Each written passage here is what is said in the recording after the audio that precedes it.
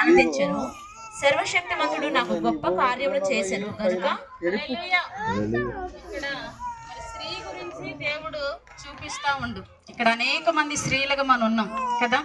మరి మనకి ఇట్లాంటి ధన్యత రావాలి, మనము ఇలా ఆశీర్వదించబడాలి అంటే మరి దేవుని యందు మనం ఎంతో ఆసక్తి కలిగి ఉండాలి. నువ్వు చేసే ప్రార్థన, ఒక తల్లి చేసే ప్రార్థన అట బిడ్డలకి గొప్ప రక్షణ కలగజేస్తుంది. ఒక తండ్రి చేసే ప్రార్థన కుటుంబానికి గొప్ప రక్షణ కలగజేస్తుంది. ఈరోజు యేసుక్రీస్తు వారు మనందరికి ఏమవుతాడైనా తండ్రి కదా. ఆ తండ్రి వల్లనే కదా మనందరికి ఇంత గొప్ప రక్షణ కలిగింది కదా. ఆ మరియమ్మ గారు పరిశుద్ధతను బట్టే ఆమె గర్భంలోనికి ఆ శిశువు దేవుడు ఇవ్వగలిగిండు. అటువంటి ధన్యత స్త్రీకుంది. అక్కడ కుమారుని కూడా దేవుడు దయచేశాడు. గనక మనం ఏం చేయాలంటే మన బిడ్డల కొరకు, మన కుటుంబం కొరకు, మన సంఘము కొరకు, మన దేశము కొరకు, మన రాష్ట్రము కొరకు, అందరి కొరకు కూడా నువ్వేం చేయాలి? ప్రార్థించే స్త్రీగా ఉండాలి. నీవు ధన్యురాలవు, నువ్వు ధన్యుడవు. యేసుక్రీస్తు వారి గర్భంలో ఉండిన మరియమ్మ తల్లి గర్భం ఏంటట? ఆశీర్వదించబడిన గర్భం అట.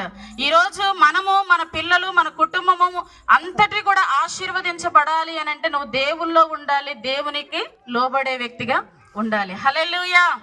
నీకు పూదండని దేవుడు ఇవ్వాలి అని అంటే, నిన్ను ఆనందంగా నిన్ను ఉంచాలి అని అంటే నువ్వు ఆయన దగ్గరికి వస్తేనే మనకు ఆనందము దొరుకుతుంది. లోకంలో ఏ మనిషిని దగ్గరికి వెళ్ళినా ఆనందం దొరకదు. నీ డబ్బు ఉన్నంత వరకే, నీ అందం ఉన్నంత వరకే, నీ శక్తి ఉన్నంత వరకే, నీ బలం ఉన్నంత వరకే, నీకేదైనా సపోర్ట్ ఉన్నంత వరకే మనిషిని ప్రేమ. కానీ యేసుక్రీస్తు ప్రేమ అంటూ ఉంది, ఈరోజు నీకు ఏమి ఉన్నా లేకపోయినా నాకు ఏది అవసరం లేదు, నువ్వు మాత్రము నాకు కావాలి అంటుండే. హల్లెలూయా, హల్లెలూయా.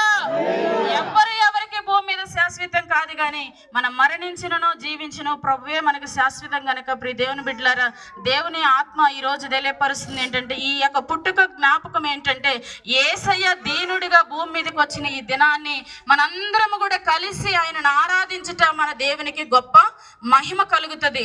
మనము దేవుణ్ణి స్తుతించి, దేవుణ్ణి ఆరాధించి ఆయన మాటలు వినినప్పుడట పరలోక రాజ్యము మన మధ్యలోనే నివసిస్తుంది. హల్లెలూయా. కాబట్టి దేవుడు కూడా చూస్తూ ఉంటాడు కదా, ఎవరు క్రమంగా వస్తున్నారు, ఎవరు ఆయన మాటలు వింటున్నారు, ఎవరిని ఆయన ఆరాధిస్తున్నారు, ఎవరు ఆయనని స్తుతిస్తున్నారో ప్రభువారు నిన్ను చూస్తూ ఉండు. కాబట్టి దేవుని బిడ్డలారా, మరియమ్మ గురించి దేవుడు గొప్ప కార్యమును ఆమె పట్ల జరిగించాడు. ఈరోజు నీ పట్ల, నా పట్ల కూడా కార్యం జరిగించాలంటే దేవుని విషయంలో చాలా భయభక్తులు కలిగి మనము జీవించాలి. హల్లెలూయా. మాటలు దేవుడు దీవించును గాక. దేవునికి స్తోత్రం.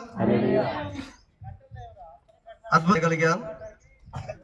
మనం ఎప్పుడు కూడా రాత్రి చెప్పిన మాటల్లో ఆలోచనకర్త, నిత్యుడోగు తండ్రి, కర్త, నిత్యుడోగు బలవంతుడైన దేవుడు, నిత్యుడోగు తండ్రి, సమాధానకర్త యొక్క అధిపతి అని అతనికి పేరు పెట్టబడెను.